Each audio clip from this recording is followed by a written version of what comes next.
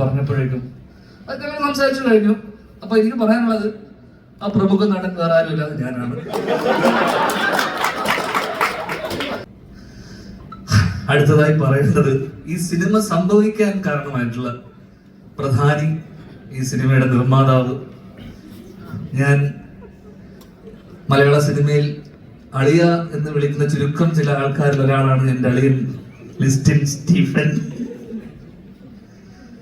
ഈ പടത്തിന്റെ പ്രമോഷന് ഉണ്ടോ അല്ലെങ്കിൽ ബിന്ദുവിനോട് ചോദിച്ചു, ഈ പടത്തിന്റെ പ്രമോഷൻ ഒന്നും പരിപാടിയൊന്നും ഇല്ല. അപ്പം ദിലീപേട്ടൻ പറഞ്ഞു പ്രമോഷൻ ഒന്നും വേണ്ട, ഇന്റർവ്യൂ ഒന്നും കൊടുക്കണ്ട, സിനിമ നേരെ തിയേറ്ററിൽ കണ്ടാ മതി എന്നൊക്കെ അങ്ങനെ എന്നോട് പറഞ്ഞേ. അതൊന്നും വേണ്ട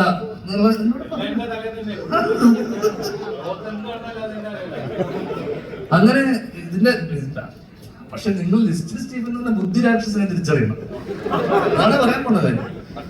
കാരണം പ്രമോഷൻ ഇല്ലാതെ ഇന്നത്തെ കാലത്ത് എങ്ങനെ ഒരു സിനിമ ആൾക്കാരിലേക്ക്, ദിലീപേട്ട സിനിമയ്ക്ക് അതിന്റെ ആവശ്യമില്ലെങ്കിൽ പോലും ഇന്ന് വലിയ വലിയ സിനിമകൾ പോലും ഇവിടെ തെലുങ്കുന്നൊക്കെ പ്രഭാസും നാനിയൊക്കെ ഇവിടെ വന്ന് പടം പ്രൊമോട്ട് ചെയ്യണം. അപ്പൊ ആൾക്കാരിലേക്ക് എത്താൻ ഈ സിനിമ പ്രൊമോട്ട് ചെയ്യാൻ ദിലീപേട്ടൻ ഈ പ്രീ റിലീസ് അല്ലെങ്കിൽ ഇന്റർവ്യൂസ് ഒക്കെ വേണ്ടെന്ന് പറഞ്ഞപ്പോ ലിസ്റ്റിൻ എന്ന് പറയുന്ന ബുദ്ധിരാക്ഷൻ തീരുമാനിച്ചു ഇതിനെ മാർക്കറ്റ് ചെയ്യണം, ഇതിനെങ്ങനെ ഇതിനെ റീച്ച് വരുത്തും, എങ്ങനെ ഇതിനെ എത്തിക്കാം, മാർക്കറ്റിംഗ് സിംഹം.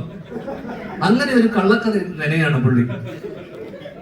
അങ്ങനെ ഇതുപോലൊരു വേദിയിൽ അല്ലെങ്കിൽ ഇതുപോലൊരു അത് ഇതിന് മുന്നേ ഉള്ളൊരു മീറ്റില്, മീഡിയന്റെ മീറ്റില്, ലോഞ്ച് ടീസർ ലോഞ്ചിൽ അല്ലെ, മൂവി ലോഞ്ചില് അദ്ദേഹം ഒരു കമന്റ്, ഒരു മാലപ്പടക്കത്തിന് ഒരാൾ തിരികൊടുത്തിട്ടുണ്ടെന്നു. സ്വാഭാവികമായിട്ടും ലിസ്റ്റിൻ സ്റ്റീഫന്റെ ഹൈദർ അലി അല്ലെ, അച്ഛന്റെ സ്ഥാനത്ത് കാണുന്ന ഹൈദർ അലി എന്നെ വിളിച്ചു ചോദിക്കുന്നു,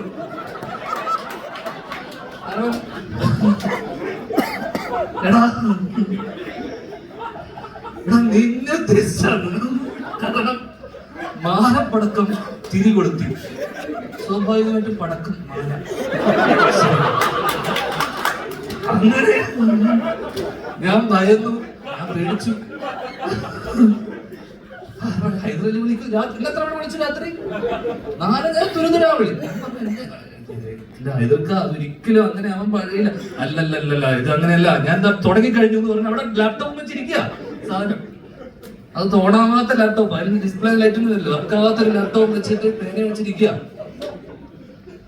ഞാനിത് സ്റ്റോർ ചെയ്ത് തുടങ്ങി, ഞാൻ രാത്രി ഇതാന്ന് പറയുന്നത് ഞാൻ എന്റെ പേരും വെച്ചിട്ട്.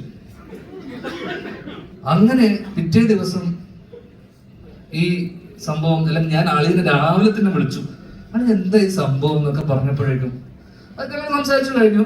അപ്പൊ എനിക്ക് പറയാനുള്ളത് ആ പ്രമുഖ നടൻ വേറെ ആരും ഇല്ലാതെ ഞാനാണ്.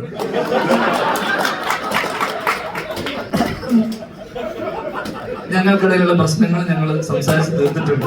ഓക്കെ, എനിക്ക് പ്രശ്നമില്ല കേട്ടോ, കഴിഞ്ഞല്ലോ. വേറെ ആരുമില്ല, അത് അദ്ദേഹത്തിന്റെ മാർക്കറ്റിംഗ് സ്ട്രാറ്റജിയുടെ ഭാഗം. കാരണം ഈ പടം എങ്ങനെയെങ്കിലും ആൾക്കാരിലേക്ക് എത്തിക്കുക എന്നുള്ള ഒരു പ്രൊഡ്യൂസറിന്റെ വലിയ കടമയാണല്ലോ. അദ്ദേഹം ആ കടമ നിർവഹിച്ചു. അത് കൃത്യമായി എന്തിന് BBC അടക്കം, BBC അടക്കം